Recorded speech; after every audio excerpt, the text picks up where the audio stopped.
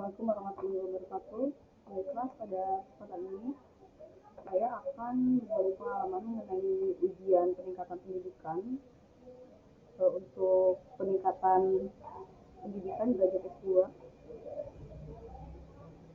Jadi apa saja yang harus diperhatikan dalam ujian peningkatan pendidikan? Yang pertama adalah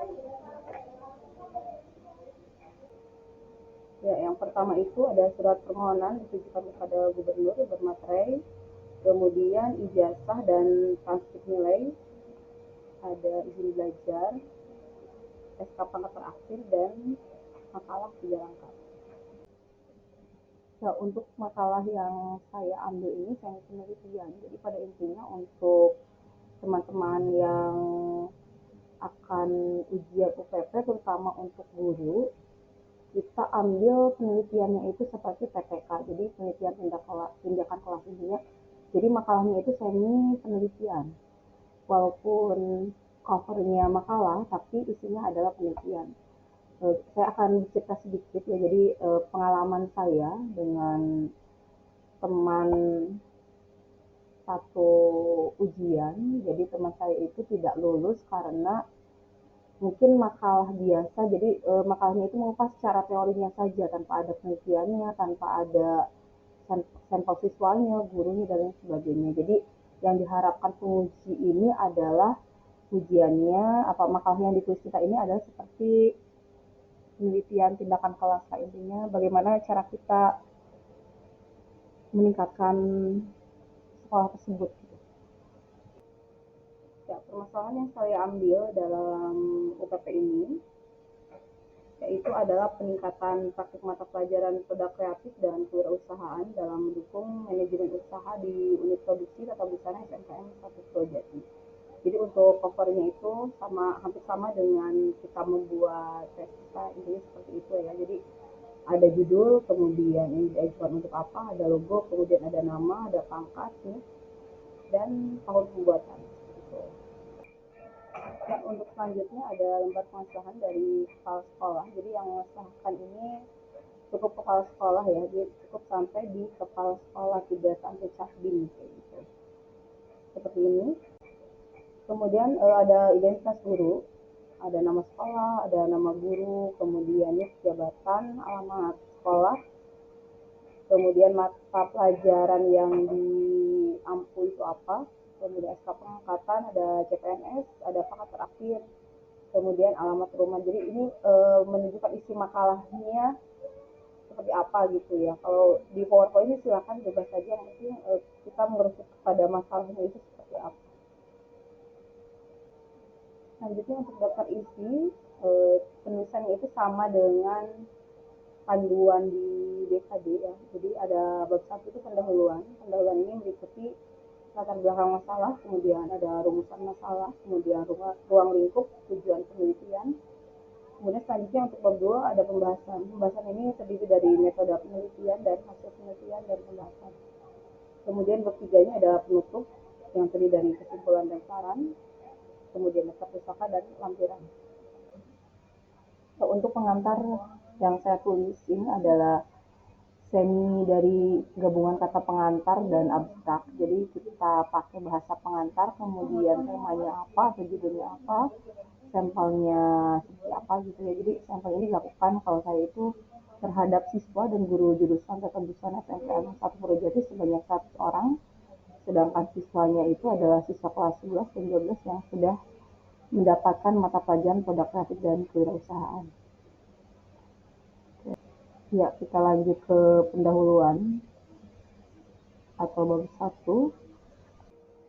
Ya, latar belakang masalah dalam penelitian ini. Yang pertama, adanya revitalisasi SMK membawa dampak pada penumbuhan minat kewirausahaan dan menjadi salah satu fokus pembelajaran industri yang berorientasi pada pengembangan kompetensi siswa yang terdiri dari BMW ya.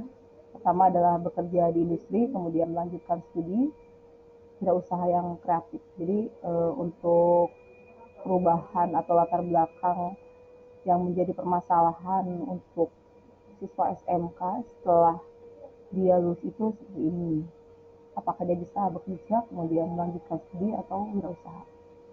Kemudian apa yang dibentuk, yang pertama adalah etika, kemudian nilai atau value, kemampuan atau ability, dan perilaku dalam menghadapi tantangan hidup.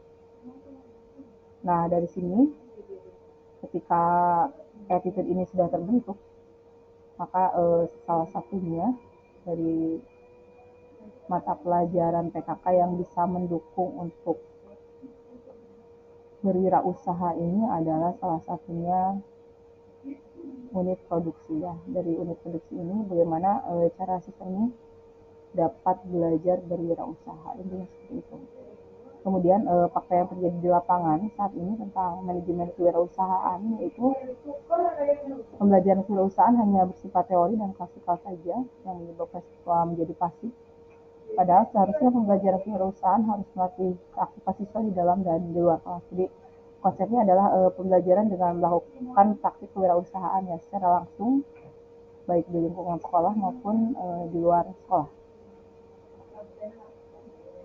Untuk Purwojati sendiri, kenyataannya unit produksi di SMK 1 Purwojati, pemasaran yang dilakukan masih terbatas, kemudian kegiatan promosi yang dilakukan pengurus unit produksi belum maksimal, kemudian sarana prasarana yang kurang memadai. Jadi intinya sumber daya manusia pengelola unit produksi sangat minim, kemudian kerjasama antara dunia kerja dan sekolah masih kurang.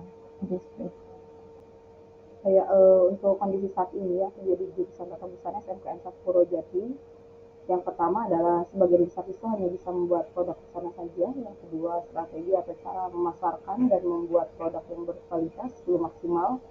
Kemudian yang ketiga, belum dapat bersaing di pasaran, jadi hanya sebatas beberapa tertentu saja yang bisa membuat produk dengan standar gitu, seperti itu. Kemudian yang keempat adalah mata pelajaran produktif yang sesuai dengan kurikulum yang berlaku saat ini masih banyak berorientasi pada produk yang dihasilkan. Jadi intinya untuk mata pelajaran di sana sendiri ini kita bisa menghasilkan produk yang banyak, tapi untuk memasarkannya ini kita belum maksimal kayak gitu ya. Jadi intinya unit produksi di jurusan tata busana SMK 1 Purwojati sudah berjalan, akan tetapi belum sepenuhnya berkembang dengan baik karena berbagai faktor yang belum mendukung.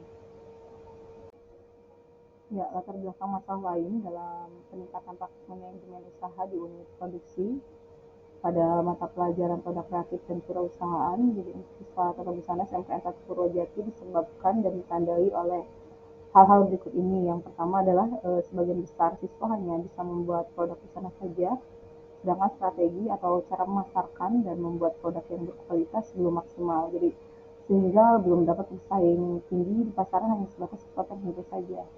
Kemudian mata pelajaran produktif yang sesuai dengan kurikulum yang berlaku saat ini maaf saya ambil dari kurikulum 13 ya, jadi bukan kurikulum Merdeka sekarang, karena waktu itu saya mengajar PKK di kurikulum 13. Jadi mapel PKK ini pada saat ini masih banyak berorientasi pada produk yang dihasilkan, sehingga perlu pengembangan dan realisasi dari mapel PKK.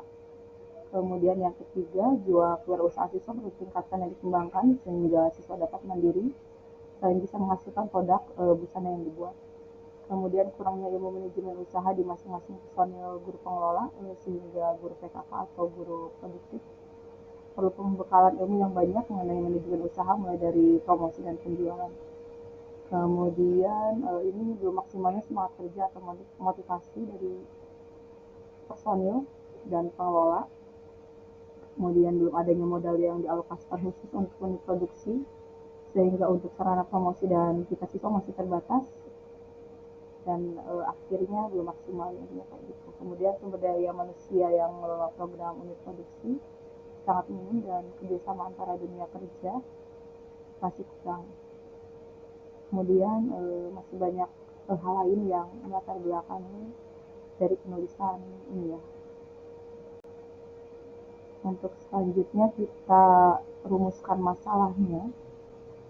Jadi dari latar belakang ini kita rumus permasalahan itu seperti apa.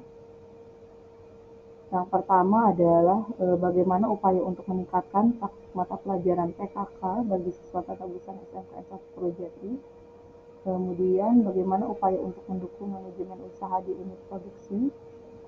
Kemudian bagaimana upaya untuk meningkatkan sumber daya atau SDM pengelola unit produksi dan meningkatkan kerjasama antara dunia kerja industri dengan sekolah. Kemudian memaksimalkan semangat kerja dan motivasi dari seluruh personil, terutama pengelola unit produksi.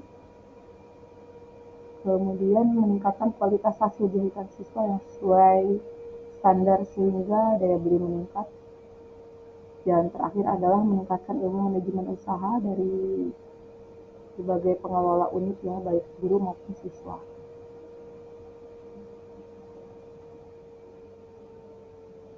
Ya, ada tujuan penelitian. Tujuan penelitian ini terdiri dari tujuan umum dan tujuan khusus.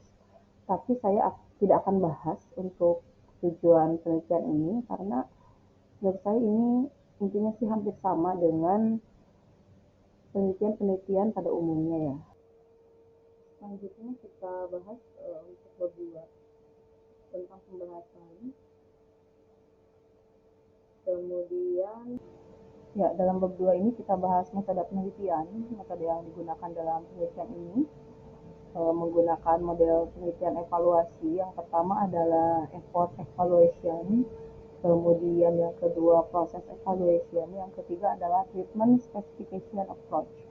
Jadi nanti metode penelitian evaluasi ini kita desain menggunakan desain concurrent triangulation. Desain concurrent triangulation ini yaitu penelitian yang terdiri dari 50% kuantitatif dan 50% kualitatif. Populasi penelitian yang pertama ada siswa ya, siswa dari jurusan Tata Busana yang telah mengikuti mapel PKK dan guru Tata Busana sebanyak 7 orang. Kemudian untuk samplingnya menggunakan purposive sampling yang terdiri dari siswa kelas 11 dan kelas 12. Jurusan Tata Busana yang terdiri dari 100 orang dan guru Tata Busana sebanyak 7 orang. Untuk pengumpulan data kuantitatif, saya menggunakan kuesioner, kemudian lembar penilaiannya menggunakan skala Likert 1-4 dan dokumentasi. Sedangkan untuk pengumpulan data kualitatif terdiri dari wawancara dan observasi. Hasil penelitian dan pembahasan pada penelitian ini, saya menerapkan konsep marketing mix yang terdiri dari 7P di mata pelajaran PKK. Yang pertama adalah menginovasi produk atau the service. Jadi menginovasi produk ini bagaimana caranya produk tersebut kita bentuk sedemikian rupa sehingga konsumen itu tertarik. Jadi produk yang sudah ada kita inovasi ya, kita perbaharui, kemudian produknya disesuaikan dengan permintaan customer atau konsumen. Yang kedua adalah menetapkan harga. Menetapkan harga kita coba menetapkan harga persaingan ya. Jadi bagaimana caranya harga ini tidak terlalu mahal atau tidak terlalu rendah. Yang ketiga adalah memperbaiki tempat atau lokasi usaha. Yang keempat adalah memperbaiki promosi. Memperbaiki promosi ini misalkan strategi promosi atau pemasaran ya. Yang sudah kita lakukan adalah update atau mengupload di medsos. Yang pertama kita punya Instagram, yang kedua TikTok, kemudian YouTube, dan marketplace lainnya. Yang kelima adalah memperbaiki sumber daya manusia. Kemudian yang keenam adalah memperbaiki proses atau aktivitas bisnis, dan yang ketujuh adalah memperbaiki kemasan atau tampilan fisik dalam artian kemasan untuk produk tersebut. Untuk pembahasannya, bagaimana cara meningkatkan praktik siswa pada mapel PKK pada manajemen usaha di unit produksi. Yang pertama adalah unit produksi dikelola dengan tertib mulai dari pengelolaan guru jurusan dan siswa jurusan Tata Busana. Yang kedua adalah seluruh siswa Tata Busana, terutama siswa yang telah mengikuti mapel PKK, wajib memasarkan produk praktik yang telah dibuat, mulai dari promosi offline maupun online melalui sosial media. Yang ketiga, kita dapat menerapkan konsep marketing mix ya, yang terdiri dari 7, yaitu produk, price, promotion, proses, dan physical evidence. Ya, hasil penelitian responden setelah saya menyebar angket kepada siswa Tata Busana sebanyak 100 orang dalam menerapkan konsep 7P ini menunjukkan bahwa secara kuantitatif kegiatan UP mendukung dan sesuai dengan kegiatan belajar siswa yang diharapkan dalam meningkatkan kemampuan kompetensi kerja siswa, yaitu dengan mengacu pada 7P tadi ya, dalam mata klinis. Di sini kita lihat bahwa ada persentase yang menunjukkan bahwa 60,69% ini siswa setuju, kemudian 32,39% sangat setuju, 5,95% tidak setuju, dan 0,70% ini sangat tidak setuju. Jadi kita lihat untuk chart ini ya, diagram, bahwa siswa sebetulnya untuk penerapan konsep marketing ini sangat mendukung sekali. Ya, kita lihat untuk penyebaran pada responden guru, terdiri dari 7 guru tata busana ya. Jadi secara kuantitatif sesuai dengan responden guru menyatakan bahwa kegiatan UP mendukung dan sesuai dengan kegiatan belajar siswa yang diharapkan dalam meningkatkan kemampuan kompetensi kerja siswa yang mengacu pada 7P dalam mata klinis. Sesuai hasil persentase bahwa 45,72% guru menyatakan sangat setuju, kemudian 42,28% menyatakan setuju, 10,86% menyatakan tidak setuju, dan 1,14% menyatakan sangat tidak setuju. Jadi antara guru dan siswa ini kita peroleh kesimpulan bahwa secara kuantitatif untuk kegiatan UP ini sangat mendukung kegiatan siswa dalam proses pembelajaran.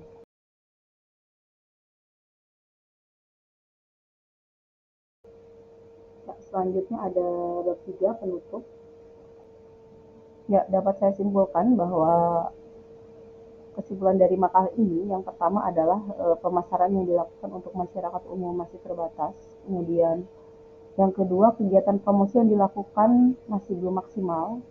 Yang ketiga, adanya beberapa kendala yang dihadapi meliputi sarana prasarana, kemudian sumber daya manusia, dan kerjasama antara dunia kerja dan sekolah masih kurang. Kemudian yang keempat adalah pentingnya manajemen kewirausahaan baik di sekolah maupun penanaman jiwa kewirausahaan bagi siswa dan menumbuhkan sikap kemandirian sehingga harapan untuk diterima di dunia kerja tidak menjadi prioritas. Tetapi bagaimana membuka lapangan kerja dan memiliki potensi untuk mengembangkan keterampilan yang dimiliki untuk membuka usaha secara mandiri. Jadi jika kita lihat latar belakang masalah yang tadi, yang terdiri dari BMW itu, yang pertama adalah bekerja, yang kedua melanjutkan studi, dan yang ketiga adalah wirausaha. Jadi fokus dari unit produksi ini bagaimana cara mengembangkan siswa ini untuk berwirausaha. Jadi seperti itu.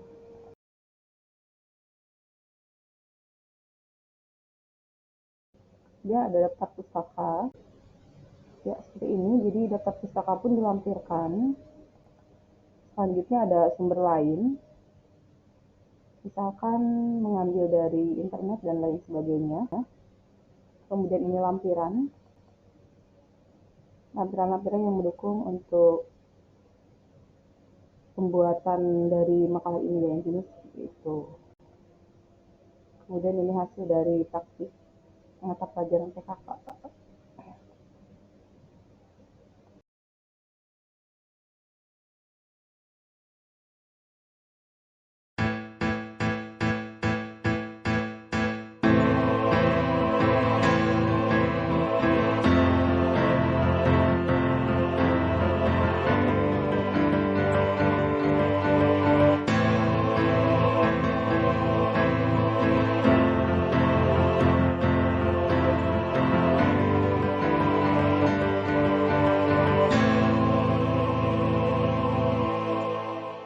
Ya, terima kasih atas perhatiannya. Mohon maaf jika ada kekurangan. Terima kasih. Wassalamualaikum warahmatullahi wabarakatuh.